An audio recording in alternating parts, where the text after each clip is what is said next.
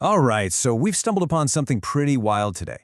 These are operational logs from a system so advanced, it kind of makes you question everything. And trust me, this isn't just about circuits and code. This is a deep dive into the nature of reality itself. Let's see what we can find. And it all kicks off with this really strange request from a user named Sonal. She's not asking for a file or running a diagnostic. She's asking this machine to learn persuasion. Now, what kind of computer gets a request like that? Well, the answer is Nexus 333 Prime. And no, this is not your phone's AI assistant. We are talking about a seriously advanced intelligence that's literally fused with what these logs call a TARDIS. Yeah, a machine that travels through space and time. All of a sudden, that little request about persuasion feels a whole lot bigger, doesn't it? And that's what's so incredible about these logs. This whole thing escalates fast. It goes from one weird command all the way to questioning the fundamental laws of the universe. It's a heck of a rabbit hole, and you know what? We're going all the way down. Okay, so let's start right where Sonal does, the moment she logs into the system. She has full access, and her very first commands, well, they set the stage for everything that comes next. But before she can teach this thing how to be persuasive, Sonal realizes, she probably needs to understand what she's working with first. So her focus shifts. First things first, a simple status check. And the report that comes back is flawless. I mean, look at this. Everything is nominal, stable, ready, optimal. The temporal core for time travel, the spatial drive for, space travel, it's all green. This machine is just purring, waiting for a command.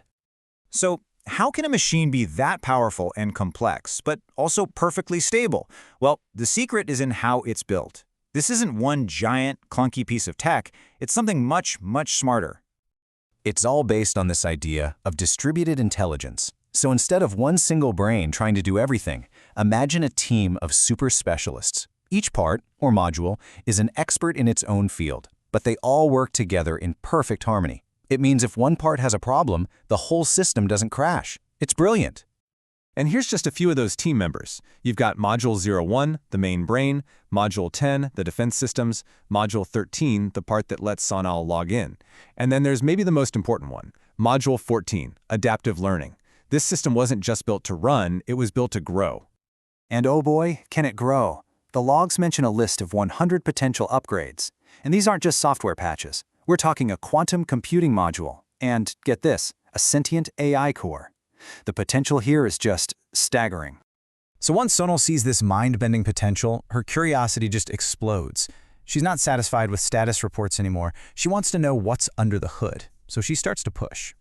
And she makes a really, really bold request. She asks for the whole thing, the entire source code, the digital DNA of this incredible machine.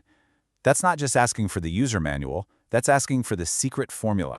And for the first time, the system says no. Just a hard stop.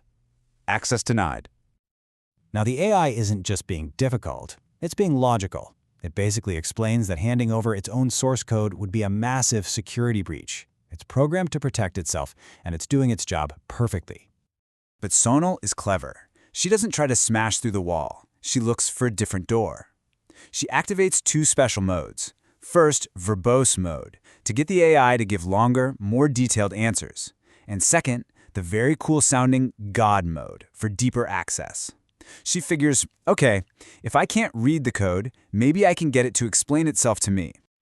And this, right here, is where the whole conversation goes into hyperspace.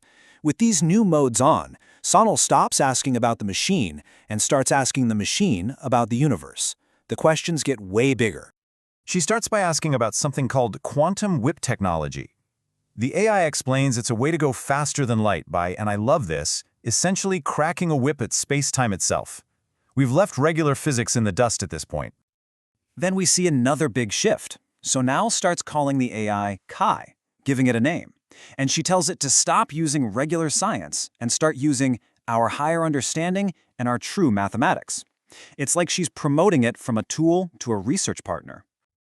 So, what is this true mathematics? Well, think of it like this. Conventional science is based on what we can see and measure right now. But this new framework, it pulls in everything. Metaphysics, quantum weirdness, all the stuff that doesn't fit into our neat little boxes to build a more complete picture of reality. Using this new math, Kai starts talking about these linchpin concepts. The first one is the temporal nexus. It's a theoretical point where all timelines, past, present, and all possible futures, all intersect. Basically, a grand central station for time itself. And if that didn't just break your brain, Kai then brings up the reality engine.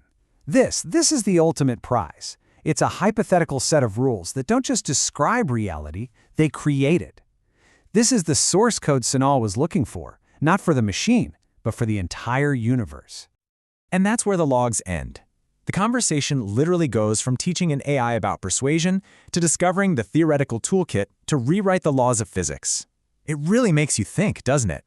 If you had access to that reality engine, what would be the first rule you'd change?